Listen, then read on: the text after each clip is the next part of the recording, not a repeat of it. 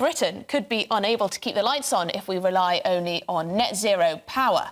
MPs have warned green power can't currently generate enough energy to run the country. The Business Select Committee is urging the government to increase the amount of energy generated from green sources, like wind turbines, if we want to meet those net zero targets. So, joining me now is Director at Climate Media Coalition, Donica McCarthy, and the Head of Policy at Net Zero Watch, Harry Wilkinson. So, Harry, what was your first thought when you heard this from the Business Select Committee? Well, completely unsurprised. I think we've got this enormous challenge of putting all of the energy that we use for heating at the moment in our houses, that's mainly powered by gas at the moment, is all going to have to come from electricity. And because the government's focusing on wind and solar and not allowing much else to be commissioned at present, you know, that is an incredibly variable source of energy. And so the physical practicalities of this look incredibly difficult. And so it doesn't surprise me that this committee has come out and said they don't think on our current plans it will be able to be met in a way that keeps the lights on. Donica, are you worried that we won't be able to power ourselves on green energy alone, or do you think that we will be if we just had a bit more investment? I think the headline for this debate is a travesty. The headline in the Telegraph completely deceived the public. What the government parliamentary committee has said is that we're not investing in green energy fast enough to achieve net zero. This is nothing about keeping lights on or off, and to imply anything else is deceitful to the public, but not surprising from the Global Warming Policy Foundation, funded by American oil billionaires, that they would be trotting out this trope. So you're confident that if we were to invest enough, we'd be able to run the economy and keep the lights on with green energy, so wind, solar, etc.? Absolutely. We've already miraculously moved in just 10 years from 2% of electricity coming from renewables to 40%. It was 40% coal 12 years ago. It's now 40% renewables. We've done that effectively within the market, and we should continue using market mechanisms.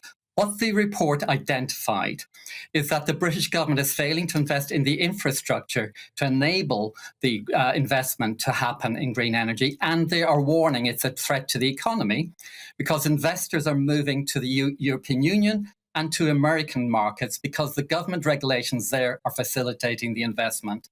So what the Parliamentary Committee is highlighting is the failure of the government to facilitate the investment in renewables, energy efficiency and storage that is needed. Harry, if the government were to allow more investment in green energy, we'd be absolutely A-OK. I don't think that's the case at all. Let's look at what's actually happened over the last few decades. We've seen a massive expansion of wind and solar, yes, but we've seen prices in electricity rise and rise. The UK has some of the most uncompetitive electricity prices in the world. And so we've lost a lot of energy-intensive industries. And so those activities just happen in more carbon-intensive places in the world, like China, where actually the environmental standards are worse. So the record is not one of success. It's one of deindustrialization. It's one that's seen, yes, our emissions fall, but us spend more and more on balancing the grid. I mean, when the wind isn't blowing, we're having to have lots of expensive backup sources. Batteries at present just can't be operated on the kind of scale that you would need to deal with the kind of energy system that we're likely to need in the future. So there are completely legitimate reasons to be concerned about this. And I think what Donica is really wrong in saying is about copying the Inflation Reduction Act. We know that picking winners doesn't work. You know, there's a lot of companies who are desperate for government subsidies, so it's not surprising that they're threatening to leave and move to Europe or move to America. But this is not the kind of model that creates a successful economy where we just see companies chase government subsidies. This is a recipe for inefficiency and a sclerotic economy. We shouldn't be following this example. Donica, of course, you and many people will say that net zero must happen. It is a benefit for country, environment, etc., etc. But would you admit that it is costing us? No, I would not. I would, if you actually look at the facts, net zero regulations have brought in lighting that costs 90% less. Our cars cost 70% less because they're more efficient.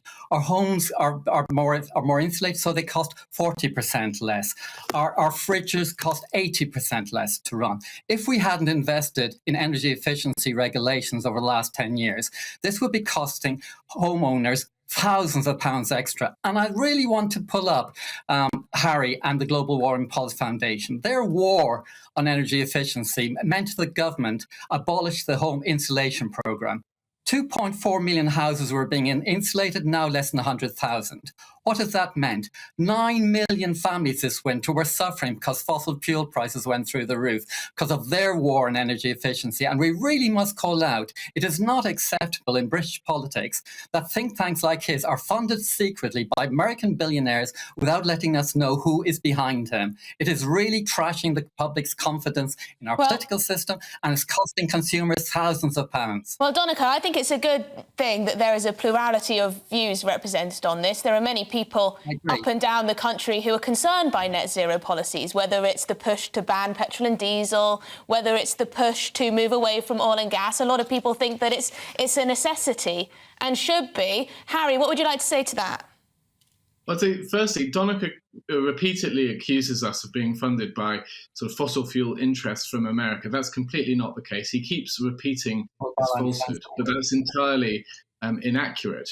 We've never fought a war on energy efficiency either. We've seen schemes in the past that the governments tried to implement, which has spent huge amounts of money to achieve very little. So we'd be in favour of energy efficiency, but where it's done effectively, cost effectively, where people can actually see their bills come down. So, I mean, we're not against a lot of the measures, a lot of the regulations that have led to better fridges, for example. These are all good things. But let's look at the detail of net zero policy. Let's recognise that this is a wholesale transformation of the economy. We're not being radical here. We're just saying this is a huge challenge. Let's think about it carefully. Let's be wary of vested interests who are trying to get huge amounts of money for subsidies for various technologies. And we look at the Committee on Climate Change's approach, which is to make these forecasts about the future. These forecasts are incredibly uncertain. We don't know what the energy system of the future is going to look like. So you will have these companies who want to say, we want to fill this gap, we want to fill that gap. We want to see learning by doing, we want to see learning by competition that will be much more cost effective, and not this approach of subsidy searching and governments picking winners, which we've seen in so many areas has failed in the past. Donica, would you concede that, just lastly, would you concede that is an issue? For example, you could have the government subsidising wind power, and then in 10 years' time, it's another energy source that's actually far more efficient, more green, and whatnot. So the government can get it wrong, and the taxpayer is on the hook.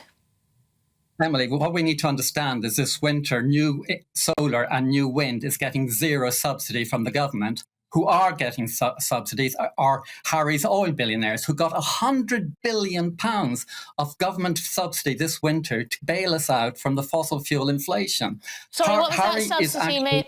Donica, sorry, just for our viewers, what was that subsidy you're talking about?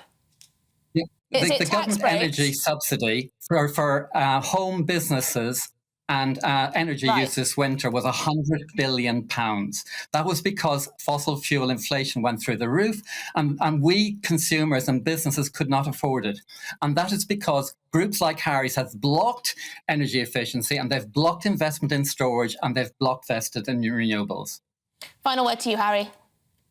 Well, Donica thinks that we're far more powerful than we are. We're not. They're not my oil billionaires. I'm completely independent. The GWPF and Net Zero Watch are completely independent in that sense.